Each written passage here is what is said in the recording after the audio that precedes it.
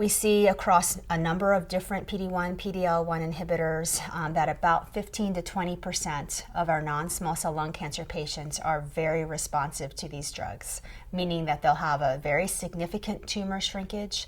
And I think what's particularly important is that if they have a response, significant tumor shrinkage, those responses tend to be very durable. Just because you cut something out and have had surgery, still, most people stage 2 and on will progress, recur. If we can treat people with metastatic lung cancer and have activity with these immune activators, these checkpoint inhibitors, then why couldn't we cure people who may have what we call micrometastatic cancer left after surgery or after chemoradiation that we're hoping to be curable, but in many people is not? And then later on, when you get exposed, so later on if the cancer comes back, your immune system remembers that and can then attack it. Because helping people have longer duration is one thing, but curing people, which is something we do less than we'd like to in lung cancer, is really the ultimate goal.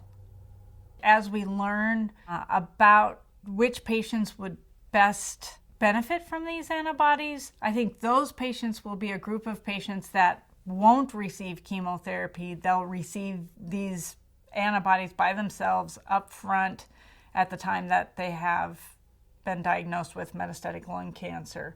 But the majority of the patients may still need chemotherapy first, and then if their tumor progresses, then they may benefit with this type of therapy down the road.